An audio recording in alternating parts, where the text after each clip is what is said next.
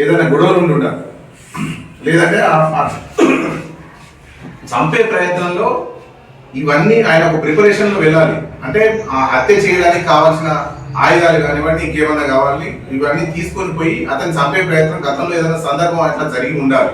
అట్లాంటిది ఏం లేకుండా కేవలం పేద ప్రజలు ఎవరైతే ఉన్నారో, కనీసం ఇల్లు కూడా లేని ప్రజలు ఎవరైతే ఉన్నారో, ఆ ప్రజలు ప్రభుత్వం పనికి రాకుండా పడి ఉన్న ప్రభుత్వ భూమిలో చిన్న చిన్న గుడిసెలు వేసుకున్న ప్రజల్ని రాజకీయ లబ్ధి కోసమో లేకపోతే ఇంకేదో ఇతరత్ర శక్తులు వెనుక ఉండి నడిపించి ఇలాంటి అమాయకులైన ప్రజల మీద తప్పుడు కేసులు పెట్టి కేవలం వీళ్ళకి జైలు పంపిస్తే తప్ప ఈ సమస్యకి మనం ఒక పరిష్కారం పట్టలేమనే ఒక ఉద్దేశంతో పోలీసులతో కుమ్మక్కయి మిగతా శక్తులు ఏకమయ్యి ఈ రోజున తప్పుడు కేసులు, ఎలాంటి ఆధారాలు లేకుండా, ప్రాథమిక విచారణ జరగకుండా, ప్రాథమికమైన సాక్ష్యాలు సేకరించకుండా ఈ హత్యాయత్నం కేసు వేయడం అనేది చాలా తప్పు. దీన్ని మేము all India lawyers union Telangana state కమిటీగా తీవ్రంగా ఖండిస్తున్నాం.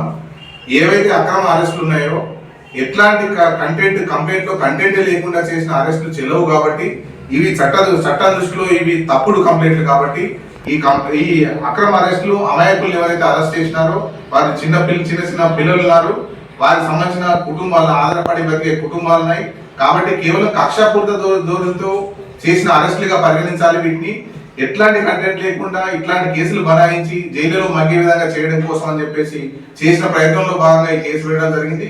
కాబట్టి మేము దీన్ని లాయర్స్ యూనియన్ గా డెఫినెట్ గా మేము తీవ్రంగా ఖండిస్తున్నాం. అవసరం అనుకుంటే ఆ బాధితులు ఎవరైతే ఉన్నారో వారికి మేము న్యాయపరంగా సహాయం చేయడానికి మేము సిద్ధంగా ఉన్నాం. ఈ కేసుల్ని వెంటనే ఇవి ప్రభుత్వ చర్య ద్వారా లేదా వేరే వ్యక్తుల ప్రోద్బలంతో వేసిన కేసులు కాబట్టి ఈ కేసులు వెంటనే అధికారులు జోక్యం చేసుకొని డెఫినెట్ గా ఈ కేసుల్ని వెంటనే వెనక్కి తీసుకోవాలి. దీనిపైన అరెస్ట్ చేసిన వ్యక్తులు ఎవరైతే ఉన్నారో వాళ్ళని రిలీజ్ చేసే క్రమంలో కూడా మేము ముందుండి నడుస్తాము. లాయర్స్ యూనియన్ గా మేము ఈ విషయంలో పోరాడతామని చెప్పేసి మేము స్పష్టంగా తెలియజేస్తున్నాం. ఎంతమంది అరెస్ట్ చేశారు? 9 మందిని అరెస్ట్ చేయడం జరిగింది. ఇందులో ఈ 9 మందిలో కూడా గతంలో ఏవో కేసులు ఉన్నాయని రాశారు.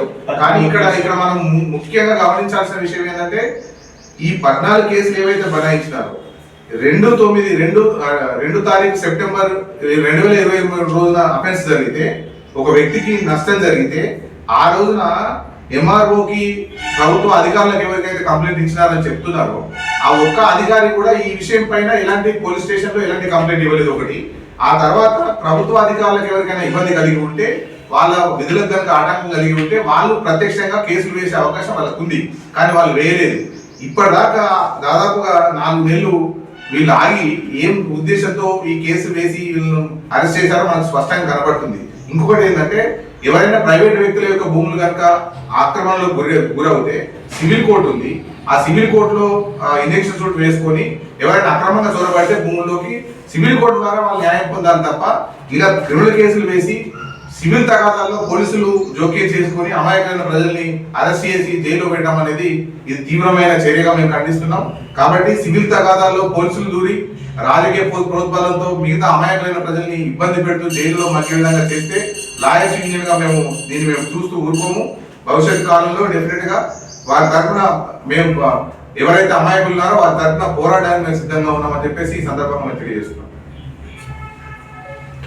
ఏం ప్రశ్న సార్? ఇప్పుడు 10 సార్, ఇప్పుడు దానిలో అరెస్ట్ అయిన వాళ్ళు గుడిసెలు వేసుకున్న వాళ్ళు లేకుండా సిపిఎం పార్టీ నాయకుల మహిళ వాళ్ళు కాదు సార్, 3 మహిళలు చెప్పండి. ఇక్కడ మనకు వాళ్ళ యొక్క ఇంట్రెస్ట్ ని కాపాడుకోవడం కోసం అని చెప్పేసి రాజకీయ రంగులు పులుముతున్నారు. కానీ ఇక్కడ ముఖ్యంగా ఏంటంటే ఏ పార్టీ అయినా ఎవరైనా పేద ప్రజలకి వారు బ్రతకడానికి రాజ్యాంగం కల్పించిన హక్కు ప్రకారం ప్రతి మనిషికి జీవించే హక్కు ఉన్నది. ఆ హక్కు ప్రకారం ఖచ్చితంగా ప్రతి వ్యక్తి తను బ్రతకడానికి ఇల్లు కూడా లేని పరిస్థితుల్లో ఉన్నప్పుడు, ప్రభుత్వాలు పనిచేయకుండా ఉన్నప్పుడు వారి ఉద్యమాల ద్వారా ఏదో వాళ్ళకి చిన్న గుడిసెలు వేసుకొని బ్రతకడానికి కోసం ప్రయత్నం చేస్తున్నారు. అలాంటి అమాయక ప్రజల పైన ఇలాంటి చర్య తీసుకోవడం అనేది చాలా తప్పు చర్యగా మేము భావిస్తున్నాం.